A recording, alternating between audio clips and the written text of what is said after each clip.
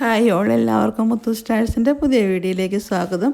ഇന്ന് ഞാൻ നിങ്ങളുമായിട്ട് ഷെയർ ചെയ്യാൻ പോകുന്ന ഒരു ബട്ടർ പനീർ മസാലയുടെ റെസിപ്പിയാണ് കേട്ടോ. അപ്പോൾ കുറേ നാളെ ഇങ്ങനെ കുക്കിങ്ങിനൊക്കെ ഇട്ടിട്ടില്ല. അപ്പം ബട്ടറല്ല പനീർ നമ്മൾ ശരിക്കും ചെറിയ ക്യൂബ്സായിട്ട് നമ്മൾ അരിഞ്ഞ് വെച്ചിട്ടുണ്ട്. ഞാനിത് അസ്ൻ്റെ നിന്ന് മേടിച്ചായിരുന്നു. നല്ലൊരു ക്യൂബ്സായിരുന്നു, കുറേ ഉണ്ടായിരുന്നു താനും.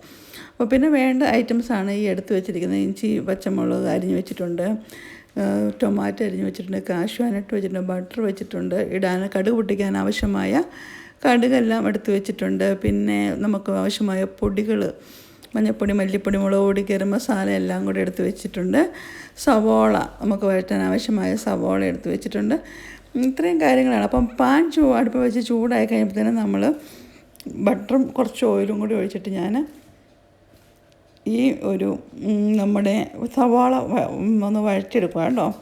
സവാള വഴന്ന് വരാൻ എളുപ്പത്തിന് നമ്മൾ എന്താ ചെയ്യേണ്ടത്, ഉപ്പിട്ട് കൊടുക്കുമ്പോൾ പെട്ടെന്ന് അതിലെ വെള്ളം അബ്സോർബ് ചെയ്ത് വെള്ളം ഡ്രൈ ആയി നമുക്ക് പെട്ടെന്ന് അത് സവാള വാടിക്കിട്ടും. അതിനാണ് സവാള വഴറ്റുമ്പോൾ നമ്മൾ കൂടുതലും ഉപ്പ് ചേർക്കുന്നതിന് കാരണം കേട്ടോ. അപ്പോൾ സവാള അവിടെ നിന്ന് വഴന്ന് വരുമ്പോഴത്തേനും നമ്മൾ അരിഞ്ഞ് വെച്ചിരിക്കുന്ന നമ്മുടെ ഇഞ്ചി, പച്ചമുളക് അതെല്ലാം അങ്ങ് ചേർത്ത് കൊടുക്കുന്നു. അപ്പോൾ അതെല്ലാം കൂടി അവിടെ നിന്ന് ഒരുപാട് വഴന്ന് വരേണ്ട ആവശ്യമില്ല. കാരണം ഞാനെന്നാ ഇത് എളുപ്പത്തിന് ചെയ്യാൻ വേണ്ടി കേട്ടോ.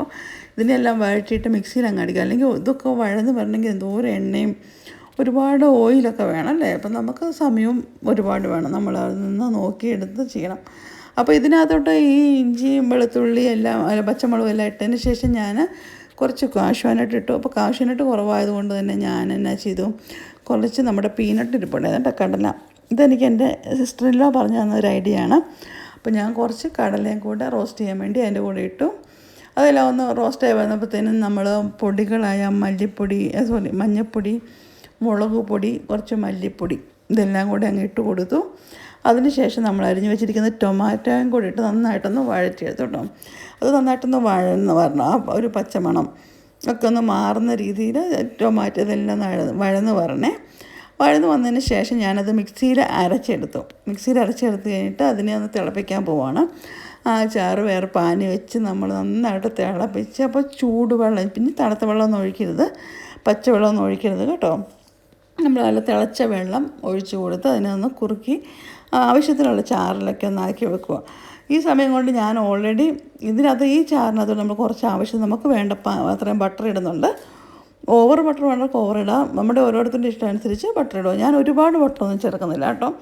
ചേർത്തില്ലെങ്കിലും രുചിക്ക് ഒരു കുറവും വരുന്നില്ല. അതുകൊണ്ട് ഞാൻ ആവശ്യത്തിന് ബട്ടർ ചേർത്ത്, അപ്പോൾ ഇപ്പുറത്തെ പാനിൽ ഞാൻ ഇച്ചിരി ബട്ടർ ഇട്ടിട്ട്, ബട്ടറും ഓയിലും കൂടി ഇട്ടിട്ടാണ്, അല്ലെങ്കിൽ ബട്ടർ തന്നെ ഇട്ടത് കരിഞ്ഞു പോകാൻ ചാൻസ് ഉണ്ട്. അതുകൊണ്ട് ബട്ടറും ഓയിലും ഇട്ട് ഞാൻ പനീർ ഒന്ന് ജസ്റ്റ് തിരിച്ചും മറിച്ചും ഒന്ന് എടുക്കുന്നുണ്ട് കേട്ടോ. ഒന്ന് ട്രൈ ആക്കി. അത് കഴിഞ്ഞ ശേഷമാണ് നമ്മളിത് ചാറിലോട്ട് നമ്മുടെ ബട്ടറാണ് നമ്മുടെ പനീറുടെ ഇട്ട് ഇളക്കി നമ്മുടെ ആവശ്യത്തിനുള്ള പരുവത്തിലാക്കി എടുക്കുന്നത്. മിക്കവരും ഉണ്ടാക്കുന്ന ഒരു റെസിപ്പിയല്ലേ ഇത്. പക്ഷേ ഏത് രീതിയിലാണ് ഉണ്ടാക്കുന്നത് എനിക്കറിയത്തില്ല. പലരും പല രീതിയിലുണ്ടാക്കും. എനിവേ ചിലവർ നമ്മൾക്കറിയാം നമ്മുടെ ഈ ഗ്രീൻ പീസൊക്കെ ഇട്ട് ഉണ്ടാക്കുന്നത് അല്ലേ. അപ്പോൾ ഞാൻ ഈ പൊടി ഇട്ടിരിക്കുന്നത് കുറച്ച് കുരുമുളക് പൊടിയും കുറച്ച് ഗരം മസാലയും കൂടിയാണ് ഈ പൊടിയിലോട്ട് ഇട്ട് കൊടുക്കുന്നത് കേട്ടോ. നമ്മുടെ ആവശ്യത്തിന് ലാസ്റ്റായിട്ടാണ് ഈ ഗരം മസാലയും കുരുമുളക് പൊടിയൊക്കെ ഇട്ട് കൊടുക്കുന്നത്. അപ്പോൾ അതിൻ്റെ ഫ്ലേവർ അങ്ങ് നമുക്ക് നിൽക്കുന്നത്. അതിന് ശേഷം നമ്മൾ നമ്മുടെ പനീറും എല്ലാം ഇട്ട് കൊടുക്കുകയാണ്.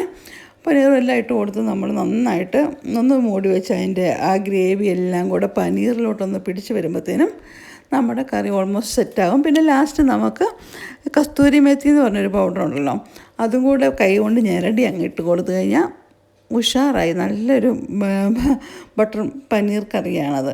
കാരണം കസ്തൂരി മേത്തിൻ്റെ ഇവിടെ മേടിച്ച് വെച്ചിരിക്കുന്നത് ഡ്രൈഡ് ആയിട്ടുള്ളത് കേട്ടോ. അപ്പം ഇന്നത്തെ ഈ റെസിപ്പി ഇവിടെ പൂർണ്ണമായിരിക്കുകയാണ്. നിങ്ങൾക്ക് ഇഷ്ടപ്പെട്ടു എന്ന് കരുതുന്നു. അപ്പോൾ ഇനി അടുത്ത വീഡിയോയിൽ കാണാം.